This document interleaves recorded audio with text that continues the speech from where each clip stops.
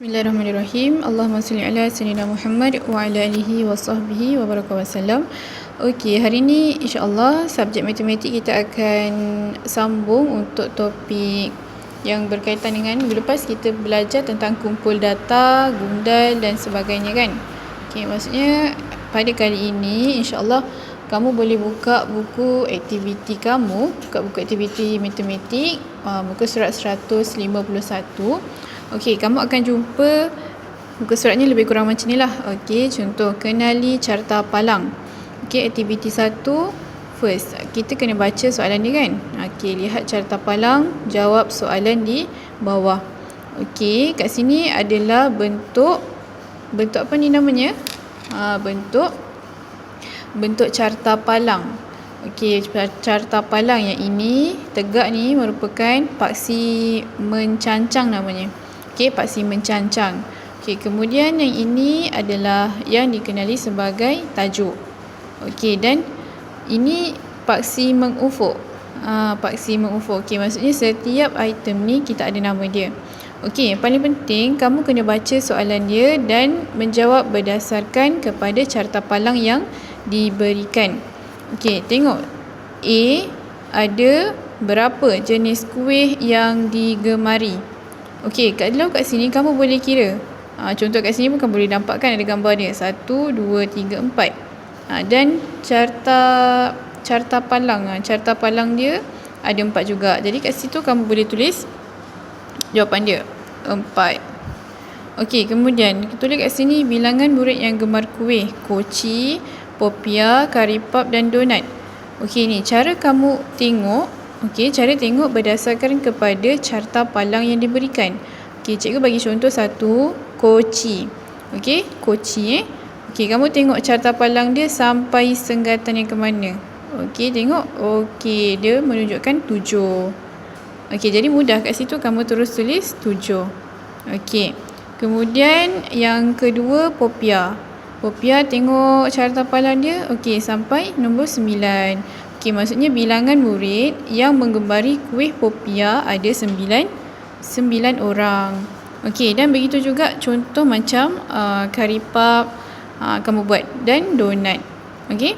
Kemudian kuih yang C, kuih yang paling digemari ialah biasanya kuih yang paling kita gemari tu kita kena tengok yang paling banyak suka. Maksudnya bilangan murid yang paling tinggi lah.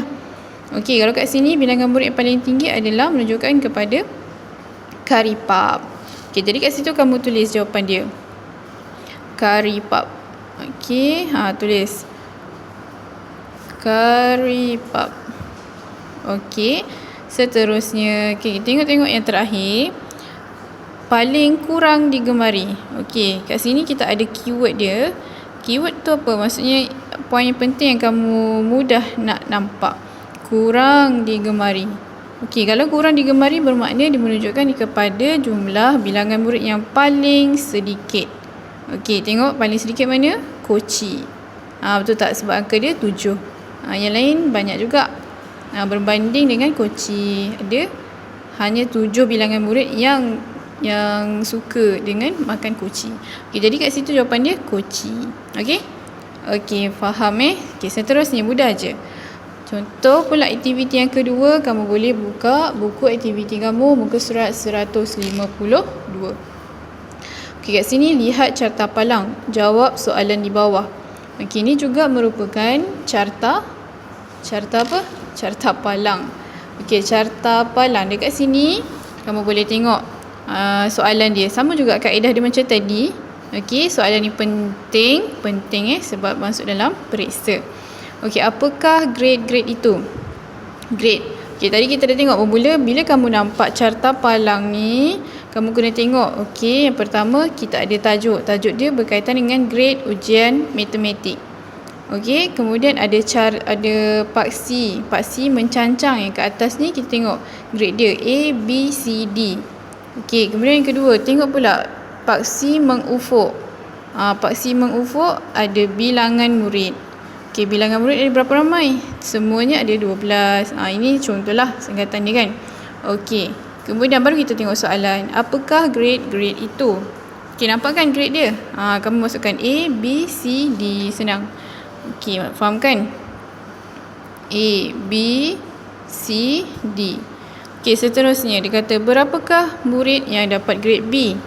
Okey, tengok grade B, cari berapa dia punya singkatan dia. Okey, 8. Dan kamu masukkan 8 kat sini. Okey, kamu tengok berdasarkan kepada bilangan murid yang telah ditandakan ni. Okey, tengok berapakah murid C, berapakah murid yang mendapat grade C. Okey, mana C? Okey, ni C. Tengok grade dia 4. Okey, jadi jawapan dia kamu boleh jawab 4 grade C. Berapakah murid yang mendapat grade C? Okey, apakah grade yang paling ramai murid? Tadi cikgu kata apa? Kalau paling ramai bermakna yang menunjukkan kepada paling banyak. Okey, paling banyak bawah ni kan? Okey, 11. Okey, grade. Okey, ditanya grade bermakna kita ambil yang ini, grade. Grade A paling banyak. Grade A. Okey. Dan berapakah bilangannya? Okey, kamu tuliskan berapa bilangannya. Okey. Okey, seterusnya yang terakhir. Okey, yang terakhir ni kamu boleh buka buku aktiviti lagi. Selak sebelah muka surat 153. Okey, dia kata selesaikan. Ini ada aktiviti 1. Dia campur yang kita buat yang gundal dengan bilangan dan kemudian masukkan dekat dalam soalan ini. Okey, tengok yang pertama, lihat gambar. Nampak kan ini adalah ternakan bapa Suraya. Okey, kamu kiralah. Kat sini kan ada kolom yang menunjukkan kepada ayam, itik, lembu, kambing. Okey, gundal ingat lagi macam mana gundal? Gundal kan kita tarik-tarik tu kan? Okey, gundal. Okey, contoh yang pertama ayam. First kamu kira ayam ada berapa ekor? Ayam ada berapa ekor? Okey. 1, 2, 3, 4. Okey, ada 4. Gundal tu macam ni. 1, 2, 3, 4. Okey, bilangan dia ada 4. Okey, contoh macam tu Dan kamu buat sampai habis. Itik ada berapa? Lembu ada berapa? Kambing ada berapa? Okey, kemudian kamu masukkan kat dalam ni bilangan dan kaedah gundal tu pastikan betul. Okey? Dan kaedah gundal tu macam ni. Contoh kalau kamu jumpa jawapan tu 5 kan? 1, 2, 3, 4. Yang kelima tu kamu mesti kena palang. Okey? Mudah kan kita nak buat kan? Okey, dan seterusnya kita boleh tengok kepada kata ada berapa jenis haiwan ternakan bapa Suraya. Okey, jadi kesemua jenis haiwan ni ada berapa? Dia dah tunjukkan kat sini. Ayam, itik, 1, 2, 3, 4. Okey, ada 4 jenis haiwan. Okey, haiwan ternakan yang paling banyak. Okey, bila kamu kira nanti, kamu akan nampak berapakah bilangan yang paling banyak. Jadi kamu terus masukkan.